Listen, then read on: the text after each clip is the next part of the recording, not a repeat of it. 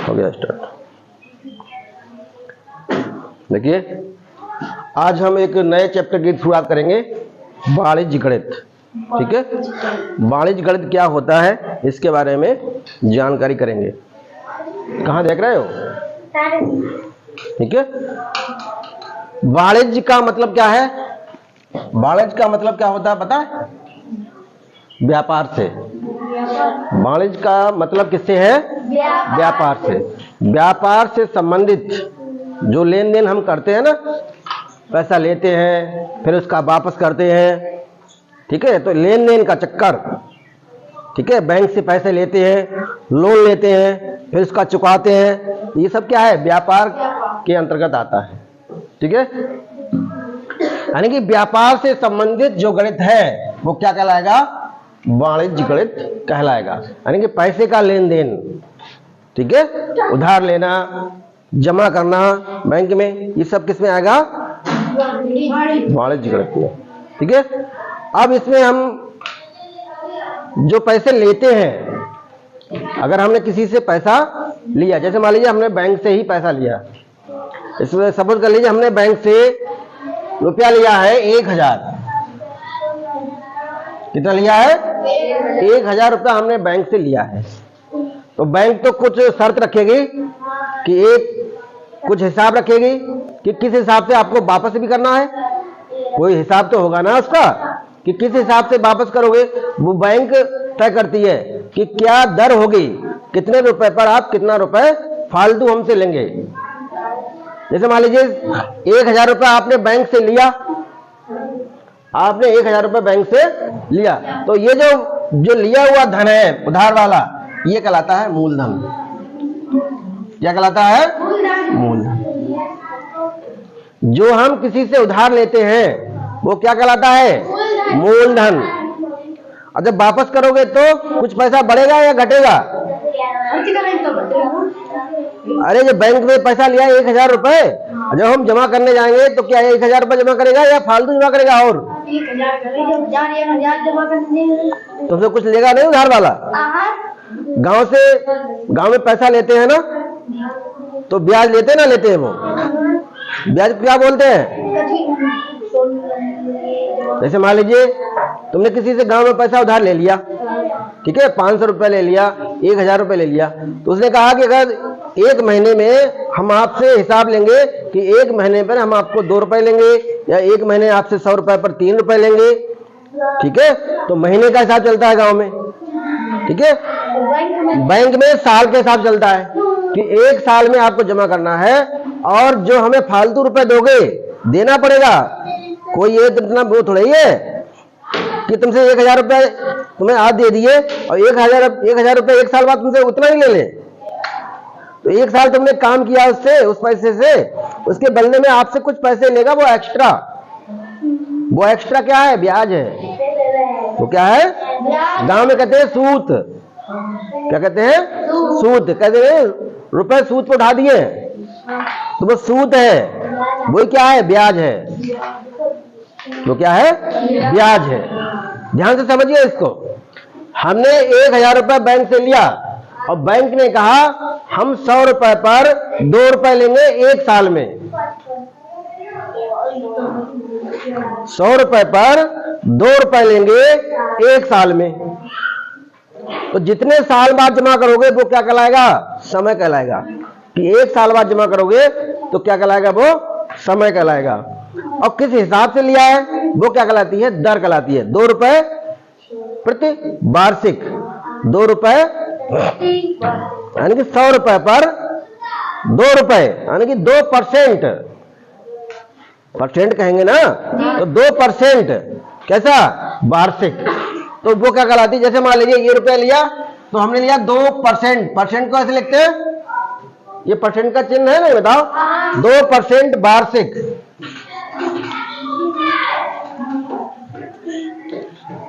2% वार्षिक। अब समय हो गया तुम्हारा 1 साल। समय कितना हो गया? 1 वर्ष या 1 साल। समझ लो खूब ध्यान से। 1000 रुपये हमने लिया है, तो ये 2% वार्षिक है, तो ये क्या कहलाएगी? दर, रेट। किस रेट से लिया है? रेट सब ज्यादा चलता है इस समय, मार्केट में चलता है कि क्या रेट है। तो रेट का अर्थ होता है हिंदी में दर, कि किस हिसाब से आपने उसको उधार लिया है। तो ये उधार वाला है 2% वार्षिक, यानी कि 1 साल बाद जमा करने जाओगे तो 100 रुपए पर, परसेंट का मतलब 100 पर आपको 2 रुपए ले लेगा वो। अब गए आप 1 साल बाद, तो बैंक वाला हिसाब करेगा, बैंक वाला हिसाब करेगा। अब आप कहेंगे हम पूरा अपना जितना हमें लिया है आपका ब्याज सहित वापस करेंगे, ठीक है, हमारी फाइल बंद कर दीजिए। तो क्या हिसाब होगा उसका? वो निकालेगा ब्याज कितना हुआ, पहले कितना हमसे इनसे फालतू लेना है, 1000 रुपए का ब्याज कितना हो गया। तो ब्याज का जो सूत्र बताया था हमने, बिल्कुल, ब्याज बराबर मुंह दा सा बटे 100। ये 2 रुपए निकल के आएंगे जो आपको एक्स्ट्रा देना है। 1000 रुपए तक तो देना ही देना है वो, मगर आपको साथ साथ में ब्याज भी क्या करना होगा? जमा करना होगा, तभी तो वो लेगा, वरना फाइल ही नहीं बंद करेगा वो। तो यहां पर देखिए मूलधन हमारा कितना है? 1000, दर कितना है? 2, और समय कितना है? 1 वर्ष, और बटे 100। इसको थोड़ा सिंप्लीफाई कर लीजिए। 00 का है 2 ढाई के 20 रुपए, यानी कि 20 रुपए आपको और देने होंगे 1 साल बाद। ये तो हो गया साधारण ब्याज। कौन सा ब्याज?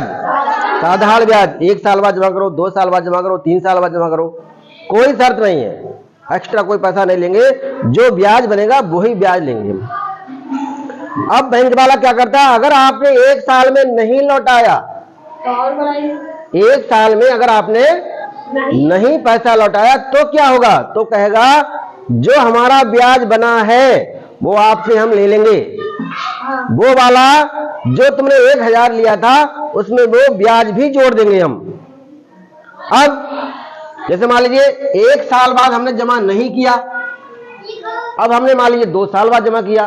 कितने साल बाद? 2 वर्ष बाद जमा किया। अब इसमें शर्त होगी, अगर आपका 1 साल से ज्यादा हो गया है तो हम तुमसे और चार्ज लेंगे। कैसे? वो नियम क्या कहता है? वो ये कहता है कि जो 1000 रुपए है वो तो आपने लिया है और आपने चुकाया नहीं है 20 रुपए 1 साल बाद, तो हम उसको भी जोड़ लेंगे उसमें। तो ये हो जाएगा 1000 और प्लस 20, ये मिलेगा आपको 1020 रुपए। समझने की कोशिश करो बहुत ध्यान से। 1000 रुपए अगर आप 1 साल बाद 1 साल के चुका देते हैं तो आपको केवल 20 रुपए देने पड़ेंगे, तो आपका मूलधन होगा केवल 1000। अगर 1 साल के बाद यानी दूसरे साल के अंत में निपटाते हैं तो आपको 1000 नहीं 1020 आपको मूलधन लगाएगा वो, क्योंकि आपने 20 रुपए उसके चुकाए नहीं है पहले, वो पेनाल्टी हो गई इसकी।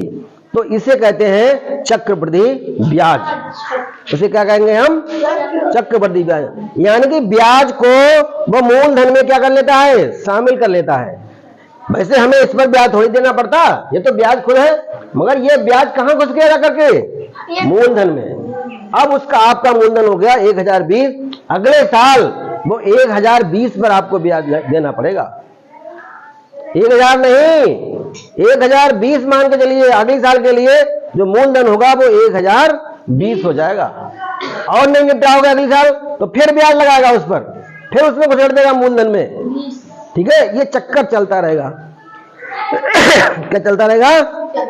इसे कहते हैं चक्र वृद्धि।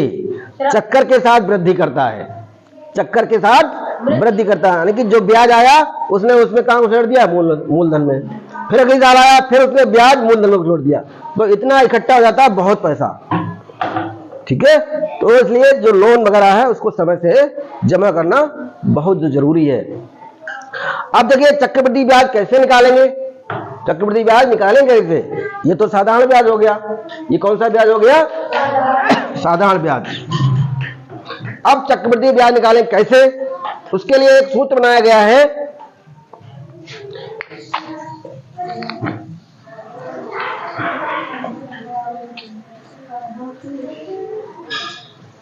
लिख लीजिए इसको।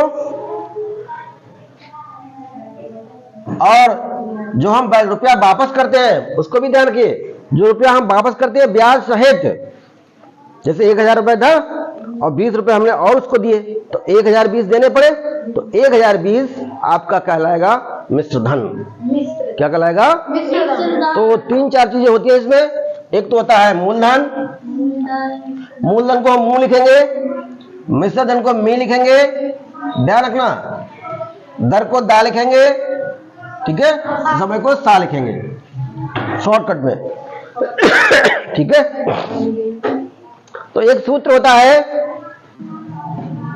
मिश्र धन बराबर मूलधन ब्रैकेट 1 प्लस दर बटे 100 पावर समय। ये बहुत ही इंपॉर्टेंट फार्मूला है मिश्र धन निकालने का। कौन सा मिश्र धन? चक्रवृद्धि मिश्र धन। कौन सा मिश्र धन? चक्रवृद्धि मिश्र धन। लिख लो चाहे। अगर आपको ब्याज निकालना है, चक्रवृद्धि ब्याज, तो सोच के देखिए 1000 रुपये हमने लिए थे, 1020 देने पड़े, बोलो तो ब्याज कितना देना पड़ा हमें बताओ। 1020 में से 1020 में से हम 1000 को माइनस कर देंगे तो 20 रुपया क्या निकल आएगा? ब्याज। ऐसे यहाँ पर जो फार्मूला बनेगा चक्रवृद्धि ब्याज निकालने का, तो मिश्र धन में से हम क्या करेंगे? मूलधन को माइनस कर देंगे। तो मिश्र धन माइनस मूलधन, ठीक है। ये 2 सूत्र हो गए, इन्हीं से पूरी एक्सरसाइज हो जाएगी। कुछ इंपॉर्टेंट टॉपिक इसमें और है, ठीक है, नोट कर लिया।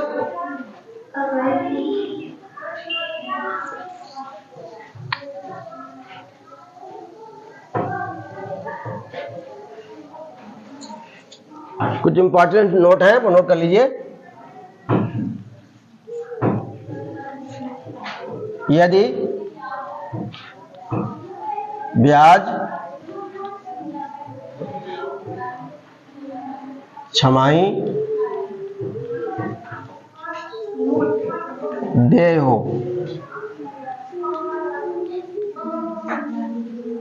यदि ब्याज छमाही देय हो, मतलब क्या हुआ? अभी हमने आपको बताया 1 वर्ष वाला, वार्षिक वाला, ठीक है। अब ये कह रहा है छमाही की बात कर रहा है, तो 1 साल में कितनी छमाही होती है? बोलो 1 साल में कितनी छमाही होंगी?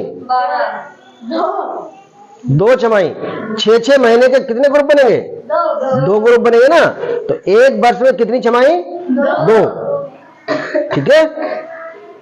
1 वर्ष में कितनी छमाही? 12 महीने होते हैं ना, 12 महीने होते हैं, 6 से भाग कर दो तो 6 दूनी, यानी कि 2 छमाही होती है 1 साल में। 1 वर्ष में कितनी छमाही? 2।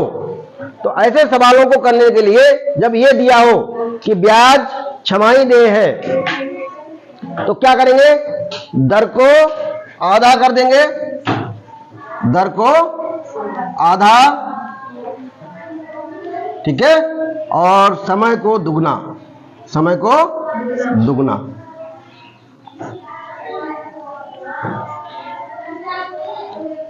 ठीक है, इसको याद रखो। यदि ब्याज छमाही देय है तो दर को हम आधा कर लेते हैं और समय को दुगना कर लेते हैं, तब इसके बाद हम जाकर के कहीं प्रश्न को हल करते हैं। ठीक है। दूसरा, यदि ब्याज तिमाही दिया हो, यदि ब्याज तिमाही, छमाही की जगह कितना हो? तिमाही। यदि ब्याज तिमाही दे हो तो कितनी तिमाही होंगी एक साल में? 3-3 के कितने ग्रुप बनेंगे? 4। तो एक साल में कितनी तिमाही? 4।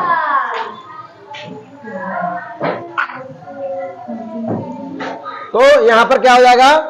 दर को करेंगे चौगुना, दर को क्या करेंगे? दर को चौथाई, दर को चौथाई, और समय को 4 गुना। चौथाई का मतलब 4 से भाग कर देंगे और गुना का मतलब 4 से गुणा कर देंगे।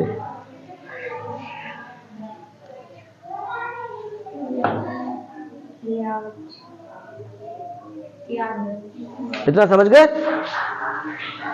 जब भी सवाल कहीं ऐसा आए कि ब्याज तिमाही देय है या ब्याज छमाही देय है, अगर छमाही देय है तो दर को आधा, समय को दुगुना करके हम प्रश्न को हल करते हैं। अगर ब्याज कह रहा है कि तिमाही देय है तो दर को चौथाई, समय को चौगुना करके हम प्रश्न को हल करते हैं। इतना समझ गए? चलिए अभ्यास पर पहुंचते हैं। हम इंपॉर्टेंट सवाल निकालते हैं।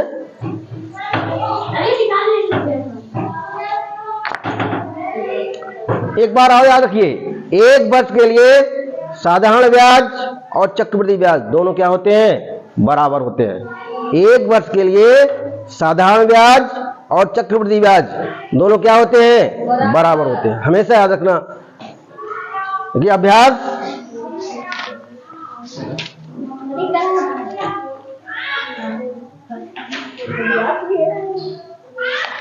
सवाल नंबर पहला, अभ्यास 11A।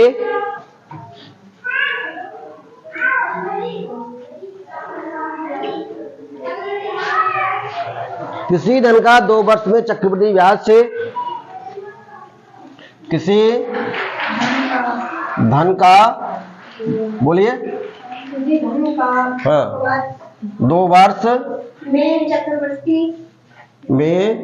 चक्रवृद्धि मिश्र धन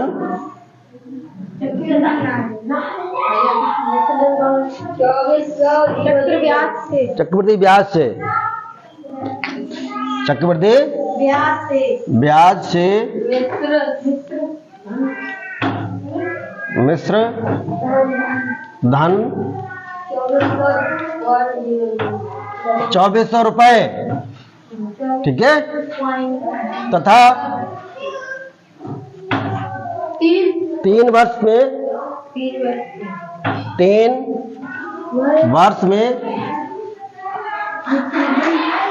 मिश्र धन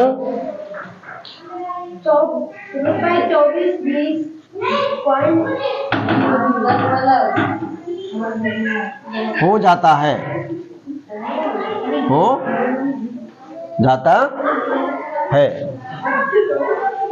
ठीक है। तो क्या पूछ रहा है? तो मैं 24 बोला था ना अभी।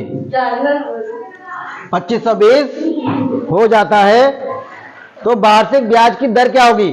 दर पूछ रहा है, दर क्या होगी?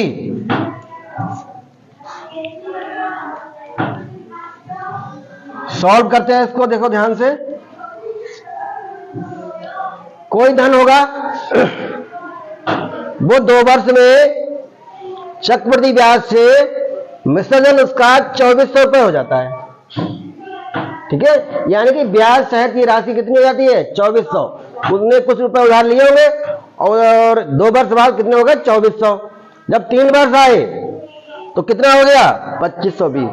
तो समय कितना अंतर हो गया? देखिए यहां से 2 से कितना हो गया? 3। तो कितना वर्ष बढ़ गया?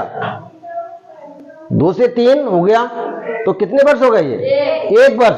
तो 1 वर्ष में कितना हो जाएगा? 1 वर्ष में ये होगा ब्याज। 1 वर्ष में क्या होगा? ये ब्याज। पैसे तो उधार लिए उसने, अब लगातार समय बढ़ रहा है तो आपका क्या रहा है? मूलधन तो वही रह रहा है, परंतु ब्याज लगातार क्या हो रहा है? बढ़ रहा है। तो 1 वर्ष के लिए जो ब्याज आएगा 2520 माइनस 2400, कितना हमें मिला 1 वर्ष के अंतर्गत? देखिए ये मिला आपको 120 रुपए। कितना मिला? 120। अब देखिए जैसे हम 2 वर्ष से तीसरे वर्ष में घुसे, 2 वर्ष से तीसरे वर्ष में घुसे तो 2 वर्ष बाद कितना धन है? 2400। तो ये 2400 रुपए जो अगला तीसरा वर्ष है उसके लिए क्या बन जाएगा? मूलधन बन जाएगा। अगले वर्ष के लिए क्या बन जाएगा? मूलधन। तो मूलधन आपका हो जाएगा 2400 रुपए। कितना हो जाएगा 2400 रुपए। और हमने बताया था कि एक वर्ष के लिए साधारण ब्याज और चक्रवृद्धि ब्याज दोनों क्या होते हैं, बराबर होते हैं। तो उसके अनुसार क्या लगाएंगे, ब्याज बराबर मूदासा बटे 100। आपको निकालना क्या है, दर क्या होगी, दर है तो ये निकालना है दर, क्या निकालना है, दर। तो ब्याज कितना है 120, ब्याज कितना है 120 बराबर मूलधन कितना है 2400